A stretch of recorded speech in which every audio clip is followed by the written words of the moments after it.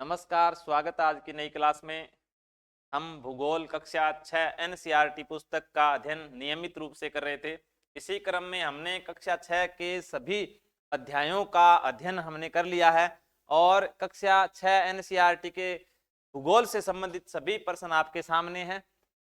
तो निरंतर क्लास में बने रहें, खुद भी आंसर जो उत्तर है इनके आप प्रश्नों के दीजिए और अपने दोस्तों तक भी इसको शेयर करिए।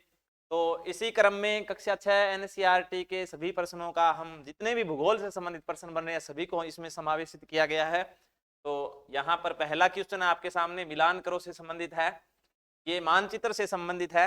मानचित्र क्या होता है? किसी भी धरातल का या किसी भी क्षेत्र का समतल कागज पर प्रदर्शन होता है, रेखात्मक रूप में वही मानचित्र होता है। और एक शब्द होता है मानचित्र और एक होता है रेखाचित्र। रेखाचित्र, अगर समतल धरातल कोई क्षेत्र मापनी पर आधारित है तो वो तो हो जाएगा मानचित्र, और यह अगर बिना मापनी के प्रतीकात्मक रूप में प्रदर्शित है तो वो हो जाएगा रेखाचित्र। तो वो क्या नहीं होगा? मानचित्र नहीं होगा। तो यहां पर प्रश्न है मिलान करो से संबंधित भौतिक मानचित्र, राजनीतिक मानचित्र और थीमेटिक मानचित्र। तो सामने आपके कुछ कथन दिए गए हैं, मिलान करना आपने कौन सा किस में शामिल होगा। तो यहां पर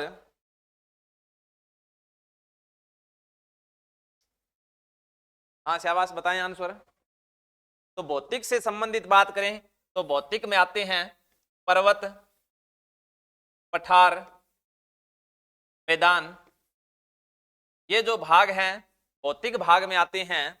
राजनीतिक, राजनीतिक में अगर किसी देश की बात करें, राज्य की बात करें या फिर सीमा की बात करें तो ये सब चीजों से संबंधित जो मानचित्र होते हैं वो राजनीतिक। थीमेटिक मानचित्र में किसी भी देश, राज्य या क्षेत्र की विशिष्ट आकृतियां, विशिष्ट जानकारियां जिसमें प्रदर्शित होती है वो होते हैं थीमेटिक मानचित्र। तो यहाँ पर भौतिक मानचित्र का संबंध किससे होगा? विशिष्ट प्रकार की सूचना प्रदान करना, मुख्य रूप से प्राकृतिक आकृतियां, प्राकृतिक आकृतियां। तो प्राकृतिक आकृतियां कौन सी हो जाएगी? पर्वत, पठार, मैदान। तो पहले का संबंध हो जाएगा ख से। इसके बाद में राजनीतिक मानचित्र, तो राजनीतिक देश, देशों की, राज्य की सीमाएं, तो इससे संबंधित हो जाएगा। तो दूसरे का आंसर ये रहेगा मिलान। और थीमेटिक, थीमेटिक विशिष्ट प्रकार की सूचना, यानी किसी क्षेत्र विशेष की विशेष सूचना होती है वो किस में शामिल होगी? वो थीमेटिक मानचित्र में होती है। तो ध्यान रखेंगे मुख्य रूप से 3 प्रकार के मानचित्र है, भौतिक मानचित्र, राजनीतिक मानचित्र और थीमेटिक मानचित्र।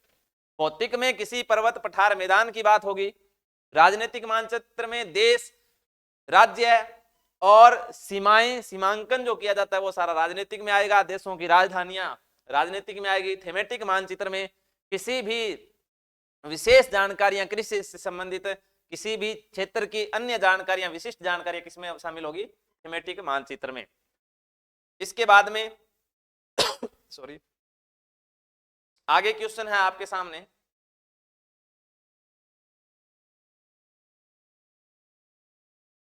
मानचित्र के मुख्य घटक होते हैं।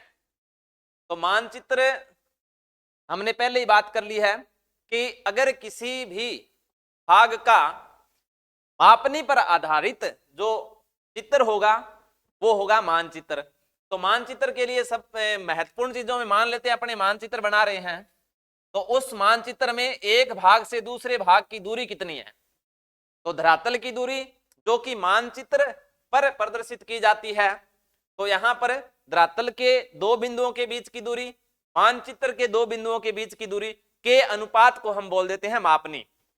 और मापनी में हम दूरियों को माप के आधार पर मानचित्र पर प्रदर्शित करते हैं। तो इसके लिए एक चीज होती है दूरी। तो यहां पर मानचित्र के मुख्य घटक की बात करें तो दूरी इसमें सही बात है।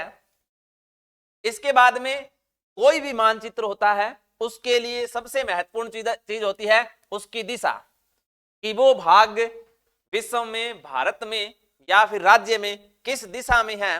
तो दिशा भी महत्वपूर्ण घटक है मानचित्र के निर्माण में। तो ये बात भी सही है।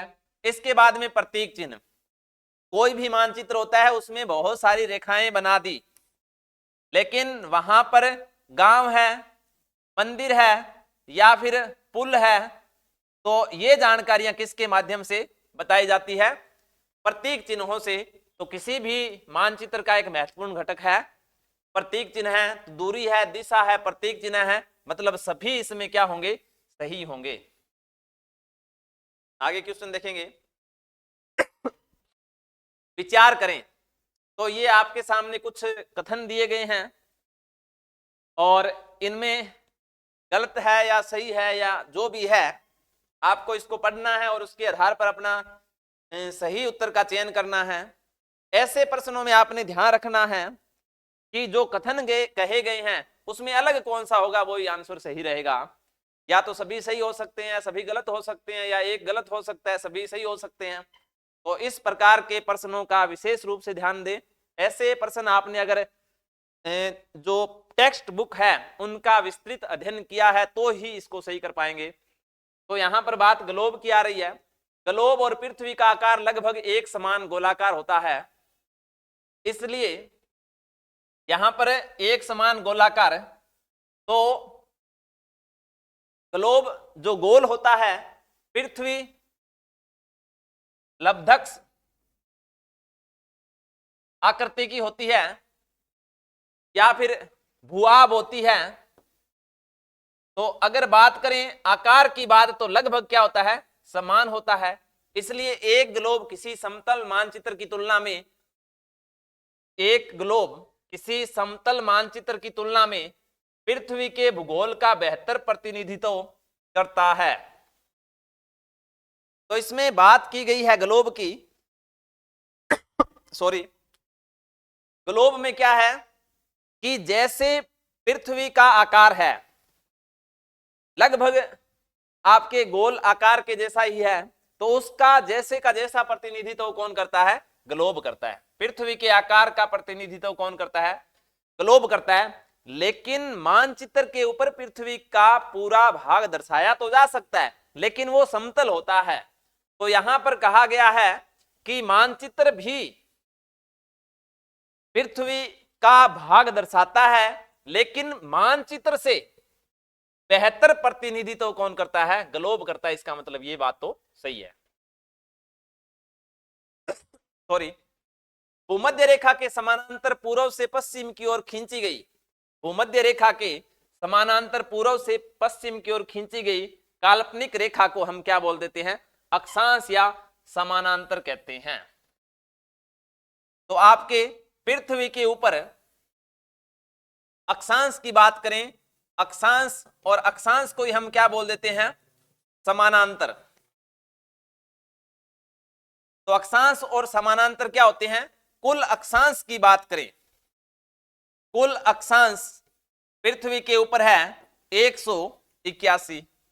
अगर बात करें अक्षांश वर्त की, अक्षांश वृत्त की बात करें तो ये है 179, 179।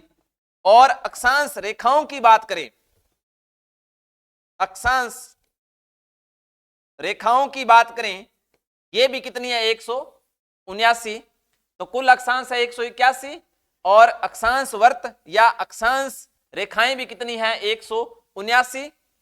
अब क्या है कि पृथ्वी के विषुवत रेखा से, पृथ्वी की विषुवत रेखा से धरातल पर बनने वाली कोणात्मक जो दूरी है उसे हम क्या बोल देते हैं? अक्षांश बोलते हैं।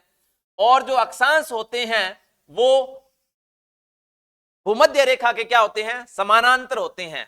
तो काल्पनिक रेखाएं हैं, सही बात है। अक्षांश देशांतर क्या है? काल्पनिक रेखाएं हैं। और ये पूर्व से पश्चिम की ओर खींची गई समानांतर काल्पनिक रेखाएं हैं, जिन्हें क्या बोलते हैं? अक्षांश कहा जाता है। तो ये बात सही है।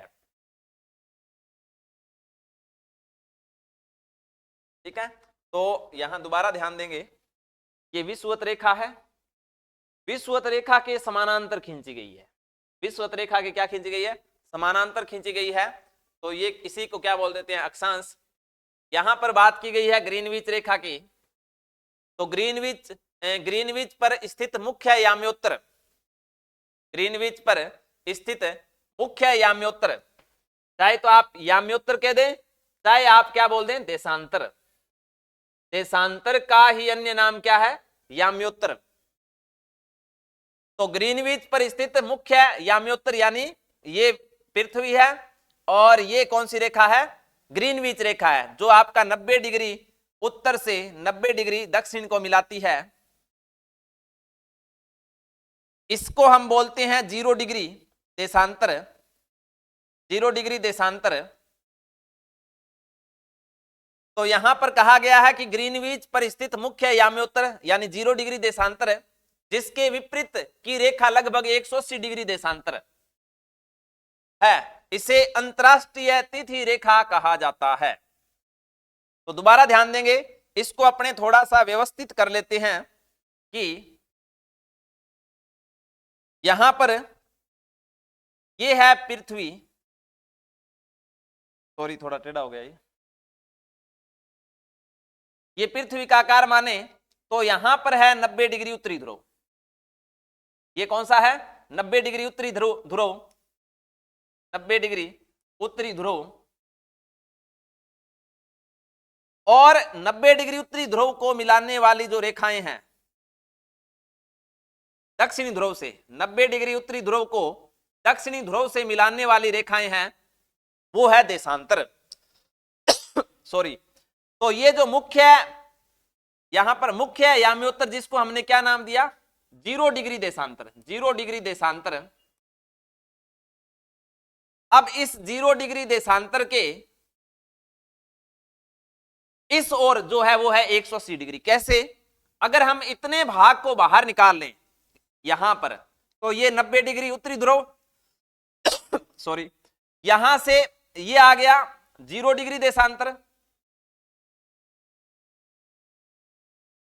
और यहां पर ये बहुत सारे देशांतर गुजर रहे हैं, तो इस सीध में आएगा वो हो जाएगा 90 डिग्री देशांतर, और इसके बिल्कुल विपरीत 0 डिग्री देशांतर के बिल्कुल विपरीत आ जाएगा 180 डिग्री देशांतर, 180 डिग्री देशांतर, और यहां पर 270 डिग्री देशांतर है। तो अगर यहां से सारे देशांतरों को देखें, क्योंकि उत्तरी ध्रुव को आगे दक्षिणी ध्रुव से मिला रहे हैं, तो ये एक ऊपर के भाग से देखने के बाद एक पूरा सर्किल दिख रहा है, और पूरे वर्त में डिग्री होते हैं 360 डिग्री। तो कुल देशांतर कितने होते हैं, कुल देशांतर होते हैं 360। कितने होते हैं, 360। और जो ग्रीनविच पर स्थित मुख्य याम्योत्तर होता है उसको बोलते हैं 0 डिग्री देशांतर, 0 डिग्री देशांतर, जिसके विपरीत दिशा में 180 डिग्री। तो इस एक अगर इसको सीधी रेखा के रूप में देखें तो ये 0 डिग्री, और इसके बिल्कुल इस साइड में मान लो ये 0 डिग्री है, तो ये 90, और यहां पर ये कहां तक आ गया 180, तो विपरीत है वो हो जाएगा 180 डिग्री। अब 180 डिग्री देशांतर को हम क्या बोल देते हैं, अंतरराष्ट्रीय तिथि रेखा बोलते हैं। ये चीज आपने ध्यान रखनी है। भारत, इसके बाद में ये भी बात सही होगी इसमें, भारतीय मानक समय ग्रीनविच पर स्थानीय समय से, भारतीय मानक समय, सॉरी, भारतीय मानक समय। तो यहां पर अगर हम बात करें भारत की, एक प्रतीकात्मक रूप से मानचित्र बना लेते हैं। तो यहां से एक रेखा गुजरती है जिसका नाम है भारतीय मानक देशांतर, भारतीय मानक देशांतर।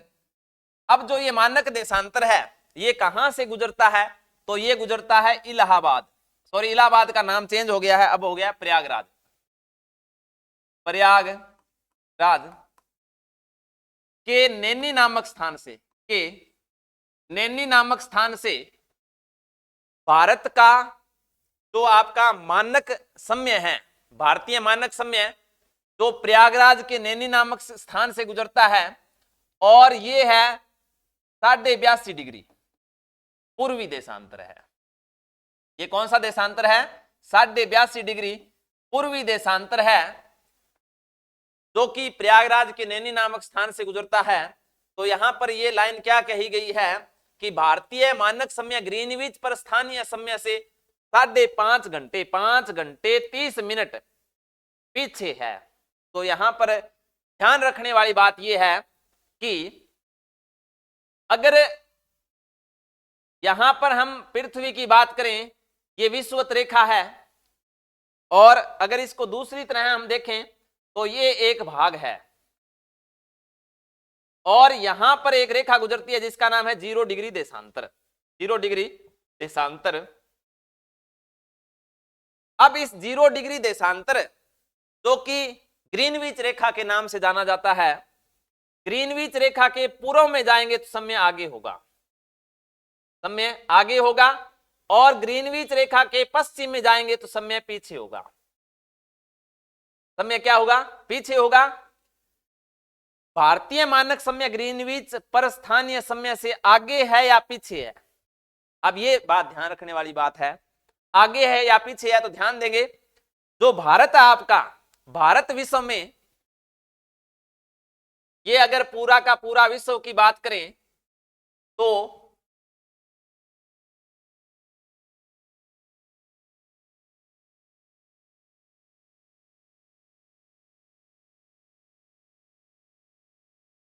विश्व में, एक बार हल्का सा मानचित्र बना ले, थोड़ा सा ध्यान रहेगा। तो यहां पर आपकी रेखा गुजरती है ग्रीनविच रेखा, और ये है आपकी विषुवत रेखा। यहां पर है आपका भारत। तो विश्व में भारत है उत्तरी और पूर्वी गोलार्ध में, उत्तरी और पूर्वी गोलार्ध में।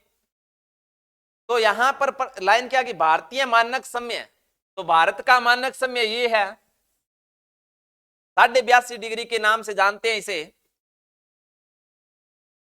पूर्वी देशांतर। ग्रीनविच पर स्थानीय समय से, अब ग्रीनविच का ये है, इसके स्थानीय समय से 5 घंटे 30 मिनट। तो अब इससे ग्रीनविच के स्थान से इस ओर अपने को चलना है। जब इस ओर चलेंगे तो, जब इस ओर चलेंगे तो यहां पर समय आगे होगा, ठीक है। और ग्रीनविच के इस ओर चलेंगे तो हम समय क्या होगा? पीछे होगा, समय होगा पीछे। तो यहां पर 5 घंटे 30 मिनट समय क्या है? पीछे ना होके क्या होना था? आगे होना था। तो ये प्रश्न क्या हो जाएगा? गलत हो जाएगा। तो इसमें ये सही है, ये सही है, ये सही है, और इसका आंसर क्या हो जाएगा? 4। ठीक है, आगे ध्यान देंगे। निम्न अक्षांशों पर विचार करें। तो इससे पहले एक चीज और देख लेते हैं कि यहां पर 5 घंटे 30 मिनट की बात की गई है, ये किस प्रकार से है। तो यहां थोड़ी जगह है, यहां बना लेते हैं अपने कि यहां पर ये ग्रीनविच रेखा है 0 डिग्री देशांतर, और हमारा जो देशांतर है वो है 82.5 डिग्री, 82.5 डिग्री पूर्वी देशांतर। तो इतना तो हमें समझ आ गया कि ग्रीनविच से पूर्व में जाएंगे तो समय होगा आगे, समय क्या होगा? आगे होगा। तो ध्यान रखने वाली बात यह है कि कितना आगे होगा? तो 1 डिग्री देशांतर को सॉरी 1 डिग्री देशांतर को पार करने में 4 मिनट का समय लगता है। कितना समय लगता है? 4 मिनट का। तो 82.5 डिग्री देशांतर को पार करने में कितना समय लगेगा? करने में समय लगेगा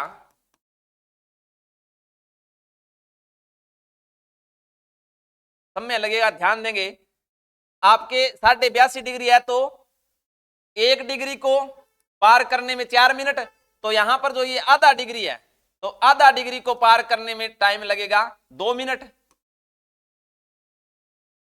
यानी 1 डिग्री देशांतर को पार करने में टाइम लगता है 4 मिनट, तो आधे डिग्री को पार करने में कितना लगेगा? 2 मिनट। बच कितने गए? 82। बच गए 82। जब 1 डिग्री देशांतर को पार करने में 4 मिनट लगता है तो 82 को पार करने में कितना समय लगेगा? 82 इंटू 4, तो ये हो जाएगा 4 2 8 और 32, ये हो जाएगा 328 मिनट। और 328 मिनट तो ये हो गए आपके 82 डिग्री के। जो आधा डिग्री है उसके 2 मिनट और जोड़ देंगे, 2 मिनट और जोड़ेंगे तो ये कुल हो जाएगा 330 मिनट। तो ये 330 मिनट क्या है समय, और ये 330 मिनट जो है यहां इसको घंटे में बदलेंगे तो 330 को घंटे से बदलेंगे तो 1 घंटे में होते हैं 60 मिनट, तो 60 से भाग देंगे तो ये हो जाएगा 6 5 30, और जब 3 ऊपर से 0 उतारा, आगे भाग नहीं जा रहा, तो यहां 60 मिनट ज्यादा है तो 5 घंटे और ये 30 मिनट। इस प्रकार से आप किसी भी देशांतर का समय निकाल सकते हैं, कोई अलग प्रकार से आ जाए तो। ठीक है, तो यहां पर ये आंसर अलग था, इनमें थोड़ा सा इसको प्रश्न को और व्यवस्थित बनाया जा सकता था कि ए 1 2 3 सही है, 1 2 सही है, 2 3 सही है। तो इस प्रकार अगर आप विवरणात्मक रूप से सही कर लेते हैं तो प्रश्न कैसे भी बने तो आप उसको ठीक कर पाएंगे। यहां पर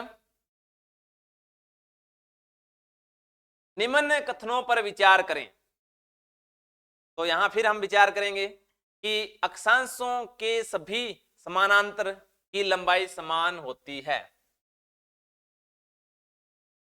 तो अक्षांशों की सभी समानांतरों की लंबाई क्या होती है, समान होती है।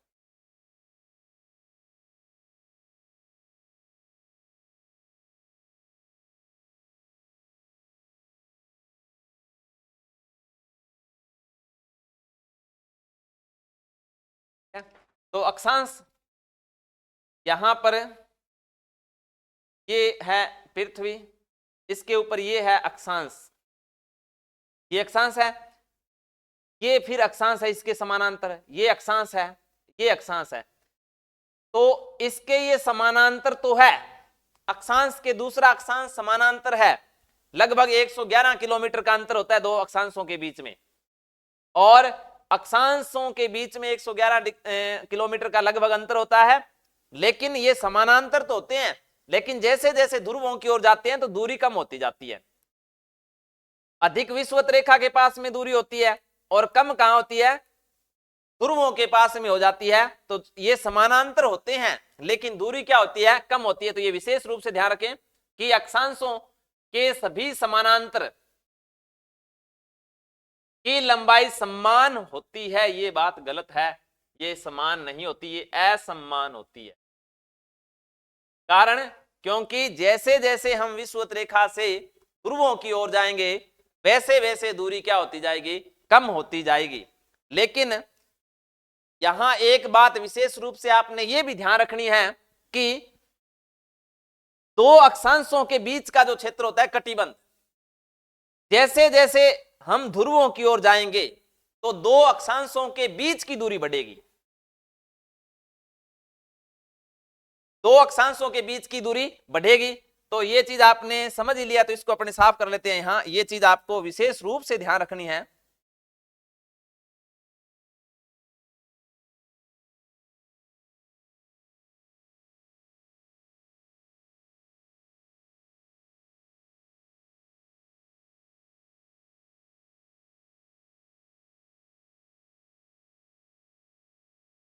हाँ, तो यहां पर एक बहुत ही महत्वपूर्ण चीज है, वो इस प्रकार से है कि ये पृथ्वी है और विषुवत रेखा है, विषुवत रेखा के समानांतर आपके अक्षांश हैं। यहां पर बात सामान्य सी है लेकिन इससे संबंधित प्रश्न भी आ सकता है कि अक्षांशों के सभी समानांतर की लंबाई समान होती है। तो ये बात हो गई गलत। कैसे कि विषुवत रेखा के पास में अक्षांश की दूरी होती है अधिक, अक्षांश लंबे होते हैं कहां पर, विषुवत रेखा के पास में। और जैसे जैसे ध्रुवों की ओर जाएंगे तो वैसे वैसे अक्षांशों की दूरी क्या हो जाएगी, कम हो जाएगी। यहां के अक्षांश क्या होते हैं, विषुवत रेखा की तुलना में छोटे होते हैं और विषुवत रेखा की तरफ अक्षांश अधिक से कम की ओर दूरी हो जाती है। लेकिन एक अक्षांश से दूसरे अक्षांश की जो बीच की दूरी है सॉरी, एक अक्षांश से दूसरे अक्षांश की जो दूरी है वो विषुवत रेखा पर कम होती है। दो अक्षांशों के बीच की दूरी को बोलते हैं कटिबंध, जो कि विषुवत रेखा के पास में कम होती है, लेकिन ध्रुवों के पास में क्या हो जाती है, अधिक हो जाती है। इस बात का आपने विशेष रूप से ध्यान रखना है कि अक्षांश समानांतर दूसरे समानांतर से असमान होता है, दूरी कम हो जाती है। विषुवत रेखा के पास में अक्षांश बड़े होते हैं, लंबे होते हैं, लेकिन ध्रुवों के पास में छोटे होते हैं। लेकिन विषुवत रेखा के पास में दो अक्षांशों के बीच में दूरी कम होती है, लेकिन ध्रुवों के पास में क्या होती है, अधिक होती है। तो ये बात गलत हो गई यहां। देशांतर के एक याम्योत्तर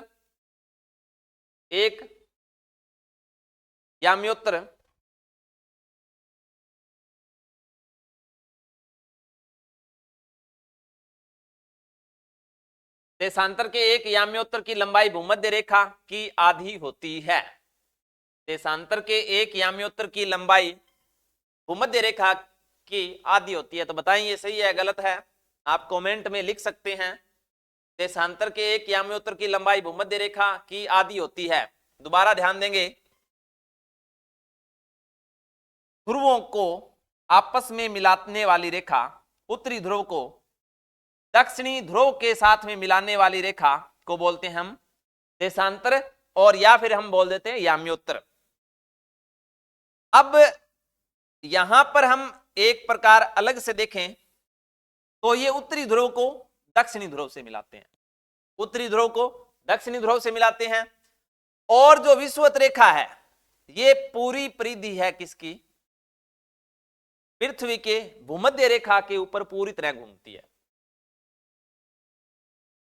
पूरी पृथ्वी को दो भागों में अलग करती है विषुवत रेखा, और प्रत्येक जो देशांतर होता है वो आपका उत्तरी गोलार्ध को दक्षिणी गोलार्ध से मिलाता है। तो अगर विषुवत रेखा की बात करें तो ये तो पूरा घूम के आएगी, यानी पूरी परिधि होगी। लेकिन जो आपका प्रत्येक देशांतर है या याम्योत्तर, देशांतर के दो या फिर इसको क्या बोल दो, याम्योत्तर, ये हो जाएगा आधा। तो विषुवत रेखा तो पूरा घूमेगी पृथ्वी के, लेकिन जो एक देशांतर है वो कोई भी देशांतर हो, चाहे 0 डिग्री हो, चाहे 180 डिग्री हो, चाहे 1 डिग्री देशांतर हो, कोई भी देशांतर होगा वो विषुवत रेखा के क्या होगा, आधा होगा। तो ये बात भी क्या है, सही है। मेरे हिसाब से समझ में आ गया होगा। विषुवत रेखा पूरे पृथ्वी के चारों ओर घूमती है, पूरी परिधि हो गई। और आधी परिधि, आधी परिधि यानी यहां से शुरू करके यहां तक, उत्तरी गोलार्ध से दक्षिणी गोलार्ध तक जो रेखा होती है उसको याम्योत्तर या देशांतर बोल देते हैं। तो ये आधा होने के कारण ये बात सही है कि देशांतर के एक याम्योत्तर यानी देशांतर की लंबाई भूमध्य रेखा के आधी होती है। ये बात बिल्कुल ठीक है। दक्षिणी ध्रुव का अक्षांश 90 डिग्री दक्षिण है, तो स्वाभाविक है ऊपर की ओर है 90 डिग्री उत्तरी अक्षांश और नीचे की ओर है 90 डिग्री दक्षिण अक्षांश। तो ये बात भी सही है, ये भी बात क्या है, सही है। असम में स्थानीय समय और भारतीय मानक समय एक ही है। तो असम की बात करें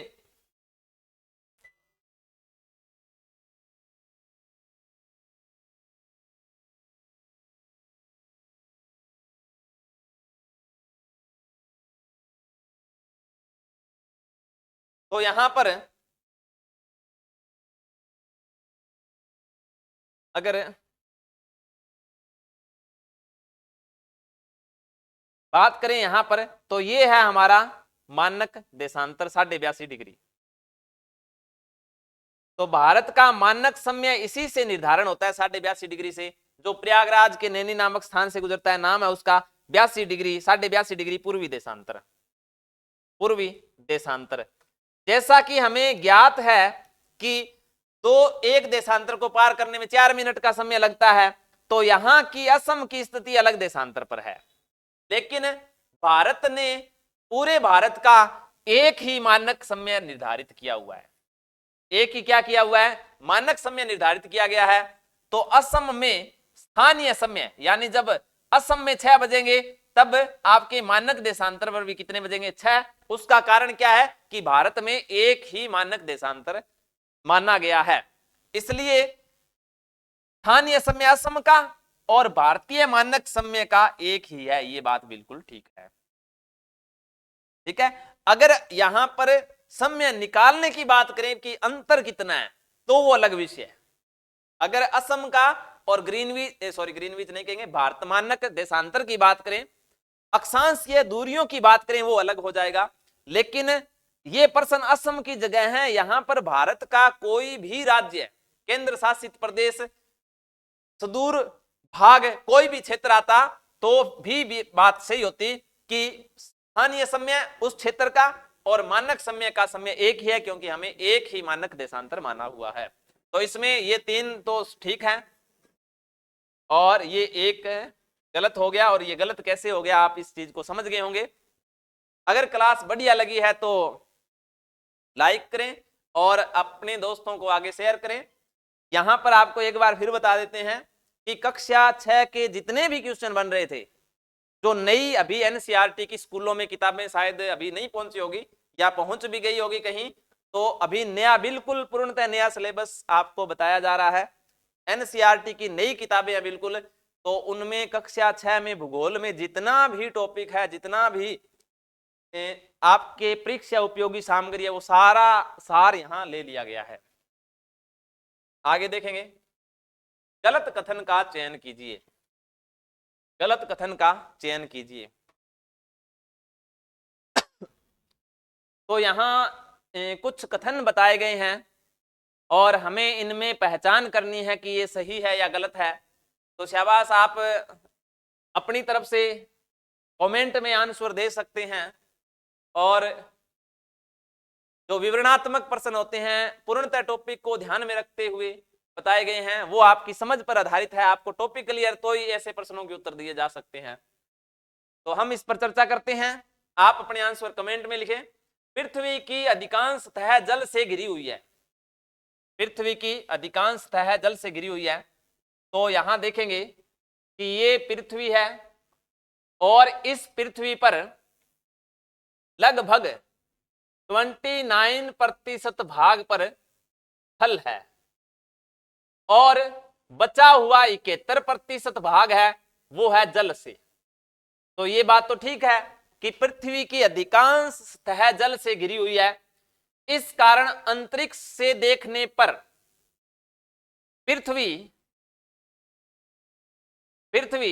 नीली दिखाई देती है। स्वाभाविक है कि जल का रंग नीला होने के कारण, वैसे तो जल का कोई रंग नहीं होता, पारदर्शी होता है, लेकिन सामान्यतः जल का नीला रंग दिखता है, इसलिए नीली दिखाई देती है। इसे नीला ग्रह भी कहते हैं, पृथ्वी को नीला ग्रह भी कहते हैं, ये भी ध्यान रखना है। वास्तव में पृथ्वी का 2/4 भाग जल से घिरा हुआ है। तो यहां तक तो ये बात ठीक है कि ये नीली दिखाई देती है, नीला ग्रह कहते हैं, लेकिन वास्तव में पृथ्वी 2/3 भाग जल से घिरा है। ये बात कैसे है, ठीक है या गलत है, ये आप बताएं। 2/3। तो यहां ध्यान देंगे, जल की बात करें तो जल पृथ्वी पर है 3/4। कितना है? 3/4 भाग जल है। 3/4 भाग क्या है? जल है। 2/3 ये गलत हो जाएगा। आपने ध्यान रखना है, बिल्कुल छोटी सी गलती आपके कथन को सही और गलत की तरफ लेके जा सकती है। 3/4 कैसे है कि ये पूरा भाग है और इसको अपने अगर बांटें तो ये बंट जाएगा 4 हिस्सों में। 4 हिस्सों में बंट जाएगा। तो हिस्से कितने हैं? ये आपका जल हो गया, सॉरी स्थल हो गया, और ये जल हो गया, ये जल हो गया और ये जल हो गया। तो पूरा भाग कितना है? 4 भाग है। और इसमें से स्थल कितना, स्थल 1 भाग है और जल कितना है? 1 भाग, 2 भाग, 3 भाग। 3 हिस्सों में 1, 2 और 3 भाग क्या है? जल है। तो ये हो जाएगा 3/4, या फिर इसे हम एक हिंदी शब्द में क्या बोल देंगे? 3/4। तो ये जो आपका कथन है ये गलत हो गया। ये कथन क्या हो गया? गलत हो गया। बाकी चीजें ठीक है, लेकिन ये 2/4 न होके क्या होना था? 3/4 होना था।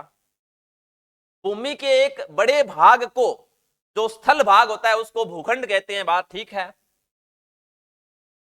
भूमि के एक बड़े भाग को भूखंड कहते हैं, विस्तार को महाद्वीप एवं भूमि के एक बड़े निरंतर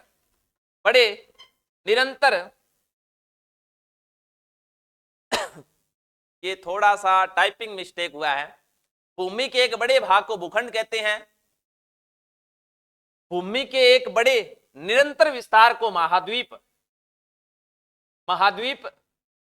एवं भूमि कहा जाता है, जो ग्लोब के लगभग 1/4 भाग पर फैला है। तो इसमें थोड़ा सा टाइपिंग मिस्टेक है, लेकिन फिर भी हमने जो प्रश्न बनाया है उसमें इस प्रकार से है कि भूमि के एक बड़े भाग को भूखंड कहते हैं, सही बात है।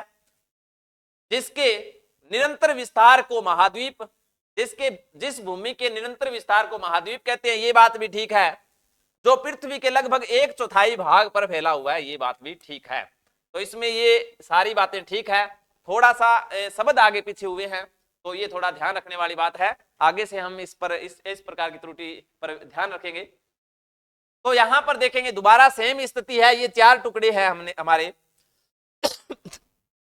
एक समान भाग में बंटे हुए 4 टुकड़े हैं, उसमें एक भाग पर स्थल है। कुल टुकड़े कितने हैं? 4 हैं। कुल टुकड़े कितने हैं? 4 हैं। उसके एक भाग पर क्या है? जल है। इसको हम हिंदी में बोल देंगे 1/4। क्या बोल देंगे? 1/4। तो ये बात ठीक है, लेकिन ये कितना था? 3/4। आगे है विश्व, तो ये बात क्या ठीक थी? हाँ, तो ये पहली गलत हो गई, दूसरी ठीक है। विश्व के मानचित्र में हम 5 महासागरों को देखते हैं। विश्व के मानचित्र में हम 5 महासागरों को देखते हैं। तो देख लेते हैं कितने महासागर है।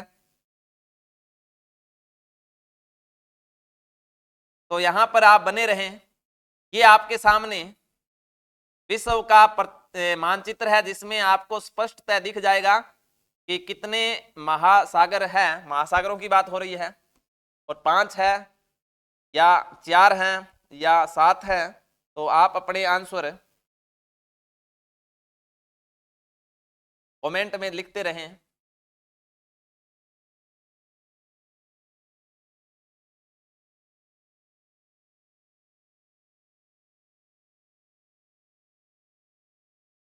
ठीक है, तो यहां पर अगर हम बात करें तो विश्व का सबसे बड़ा द्वीप ग्रीनलैंड, विश्व का सबसे बड़ा प्रायद्वीप अरब प्रायद्वीप, विश्व का सबसे बड़ा महाद्वीप एशिया। तो यहां पर हम महासागरों की बात करते हैं सॉरी, तो यहां पर है प्रशांत महासागर। प्रशांत महासागर विश्व का सबसे बड़ा महासागर कौन सा है? प्रशांत महासागर है। अगर पृथ्वी को मिलाया जाए तो यहां पर भी कौन सा हो जाएगा? प्रशांत महासागर। यहां पर भी कौन सा हो जाएगा? प्रशांत महासागर। तो ये 2 भाग हो गए, एक तो ये और ये भी, ये एक ही है। तो प्रशांत महासागर एक, और बीच में आ जाएगा अटलांटिक महासागर। अटलांटिक महासागर। तो ये 2 महासागर हो गए, अटलांटिक महासागर। तीसरा आ जाएगा आपका हिंद महासागर। हिंद महासागर ये हो जाएगा तीसरा, और चौथा हो जाएगा आर्कटिक महासागर। आर्कटिक महासागर, तो ये हो जाएगा चौथा महासागर। और आपके प्रशांत महासागर का दक्षिणी भाग, अटलांटिक का दक्षिणी भाग, हिंद महासागर का दक्षिणी महासागर का भाग, ये हो जाएगा दक्षिणी ध्रुव महासागर। दक्षिणी ध्रुव महासागर, तो ये हो जाएगा 5वां भाग। तो ये आपके सबसे बड़ा प्रशांत महासागर हो गया, दूसरा अटलांटिक, हिंद महासागर, आर्कटिक और दक्षिणी ध्रुव महासागर। तो कुल संख्या हो गई 1 2 3 4 और 5। तो ये बात भी क्या है? ठीक है। इसके बाद में 1983 में आगे का जो कथन है, 1983 में भारत ने अंटार्कटिका में दक्षिणी गंगोत्री नामक पहला बेस स्टेशन स्थापित किया। तो जो आपका यहां पर अटलांटिक, यहां एक साथ में दूसरा अध्ययन भी कर लेते हैं कि यहां जो महाद्वीप है इसका नाम है उत्तरी अमेरिका। इसका नाम है दक्षिणी अमेरिका, इसका नाम है यूरोप, इसका नाम है एशिया जो कि विश्व का सबसे बड़ा महाद्वीप है, दोनों को संयुक्त रूप से यूरेशिया बोल देते हैं। यहां है अफ्रीका और ये हो जाएगा ओसेनिया, ओसेनिया जिसमें सबसे बड़ा देश ऑस्ट्रेलिया, इसलिए इस महाद्वीप का नाम ऑस्ट्रेलिया भी कह देते हैं। यहां पर एक नया खोजा हुआ महाद्वीप है जिसका नाम है जीलैंडिया, जीलैंडिया। लेकिन आपकी कक्षा 6 की जो एनसीईआरटी पुस्तक है उसमें आपके जीलैंडिया का उल्लेख नहीं है जो कि नवीनतम खोजा गया महाद्वीप है। तो हम किताब के आधार पर अगर बात करें तो इसमें 7 महाद्वीप पर चर्चा करेंगे और 8वां जीलैंडिया हो जाएगा और महासागर आपके सामने 5 है। तो जो आपका एक बच गया यहां पर अंटार्कटिका, अंटार्कटिका, अंटार्कटिका। तो जो अंटार्कटिका इसको थोड़ा साइड में ले लेते हैं, अंटार्कटिका। अब जो ये महाद्वीप है ये पूर्णतः बर्फ से ढका हुआ है, इसलिए इसे श्वेत महाद्वीप भी कह देते हैं। अब इस क्षेत्र की प्राकृतिक संरचना, चट्टानों की संरचना, बनावट, बाकी अध्ययन के लिए अलग अलग देश अपने अलग अलग समय पर वैज्ञानिक शोध केंद्र स्थापित करते हैं। तो ये बात है 1983-84 की, 1983-84 को कि भारत ने अपना शोध केंद्र यहां पर अंटार्कटिक में स्थापित किया जिसका नाम था दक्षिणी गंगोत्री। इसके बाद में जो स्थापित किया उसका नाम था मैत्री और उसके बाद में भारती। तो अंटार्कटिका में हमारे जो बेस स्टेशन है, वैज्ञानिक बेस स्टेशन है, उसमें पहला 1983-84 में कौन सा है? दक्षिणी गंगोत्री, दक्षिण गंगोत्री। उसके बाद में ये है 1989 में मैत्री नामक स्टेशन स्थापित किया और भारती है जो 2012 में यहां पर वैज्ञानिक बेस स्टेशन स्थापित किया गया था। तो ये आपने यहां पर ध्यान रखना है सॉरी, ये बात भी यहां पर ठीक है। तो दोबारा ध्यान देंगे, इसमें पहला कथन बाकी ठीक है लेकिन ये 3/4 था, इस कारण ये गलत हो गया और बाकी सारी बातें इसमें ठीक है, आपको समझ में आई होगी। आगे हम बात करेंगे विश्व का सबसे बड़ा द्वीप है, विश्व का सबसे बड़ा द्वीप है। पहले तो हमें यह ध्यान होना चाहिए कि द्वीप क्या होता है। द्वीप होता है जिसके चारों ओर जल हो, जिसके चारों ओर जल होता है उसे क्या बोलते हैं? द्वीप बोलते हैं। और अथाह वह भूखंड जो निरंतर विस्तृत हो उसे बोलते हैं महाद्वीप, महाद्वीप। अगर सबसे बड़े द्वीप की बात करें तो स्वाभाविक है कि सबसे बड़ा द्वीप एशिया महाद्वीप है, अरब प्रायद्वीप है। प्रायद्वीप की बात करें तो 3 और जल से घिरा है, 3 और जल से घिरा, 3 और जल से घिरा भाग क्या कहलाता है? प्रायद्वीप। जैसे यहां पर आपका भारत है तो भारत के यहां पर आ गया अरब सागर और इधर आ गई बंगाल की खाड़ी और यहां पर आ गया हिंद महासागर। तो ये 3 और किससे घिरा हुआ है? जल से घिरा हुआ है। तो इसको हम क्या बोलेंगे? प्रायद्वीप। और ग्रीनलैंड ये हो गया द्वीप, ये महासागर, महासागर।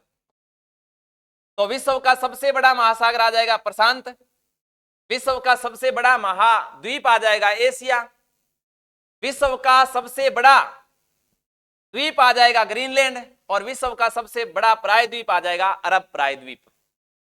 तो इसमें सही आंसर होगा ग्रीनलैंड। अरब प्रायद्वीप की अगर हम स्थिति की बात करें तो हमने यहां मानचित्र बनाया था। तो ये जो भाग है अरब सागर के यहां पर, ये जो भाग है इसको हम बोलते हैं अरब प्रायद्वीप, जो कि विश्व का क्या है? सबसे बड़ा प्रायद्वीप है। विश्व का सबसे बड़ा महासागर कौन सा हो जाएगा? प्रशांत महासागर। विश्व का सबसे बड़ा महाद्वीप कौन सा हो जाएगा? तो एशिया। विश्व का सबसे बड़ा प्रायद्वीप तो ये हो जाएगा अरब प्रायद्वीप और विश्व का सबसे बड़ा द्वीप कौन सा है, तो ये हो जाएगा ग्रीनलैंड। तो इसमें सही आंसर कौन सा हो जाएगा, ग्रीनलैंड। तीन और स्थल से घिरा भाग कहलाता है। अभी हमने बात कर ली कि जिसके तीन और जल हो उसे बोलते हैं प्रायद्वीप। तो ये एक आसान सा क्वेश्चन है, बाकी सभी प्रश्न महत्वपूर्ण होते हैं। सॉरी। तीन और स्थल से घिरा भाग क्या कहलाता है, प्रायद्वीप। तो इसमें यही पूछा गया, तीन और स्थल से घिरा भाग प्रायद्वीप कहलाता है। खाड़ी क्या होता है, तो ये तीन और स्थल से घिरी होती है, तीन और स्थल से घिरा भाग, घिरा भाग क्या कहलाता है, खाड़ी। द्वीप चारों ओर जल से घिरा हुआ भाग, चारों ओर जल से घिरा हुआ भाग।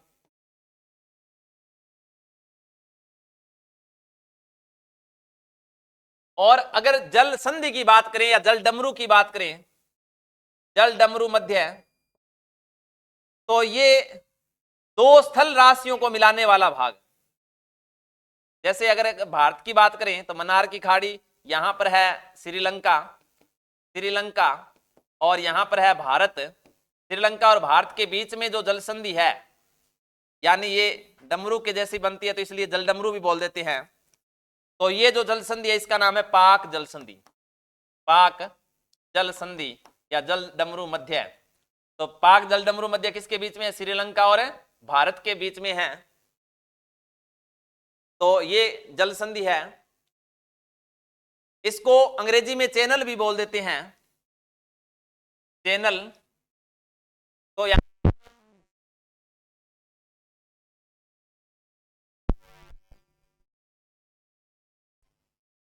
थोड़ा लाइट का इशू होने के कारण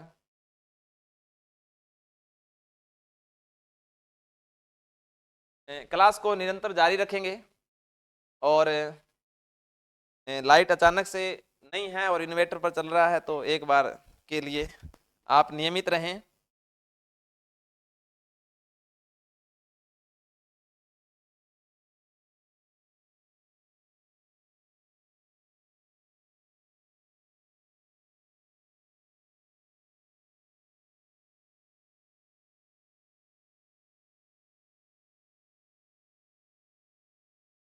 तो अन्य जो पर्सन है वो आगे की क्लास में रहेंगे। अभी थोड़ा सा टेक्निकल इशू आ गया है। धन्यवाद।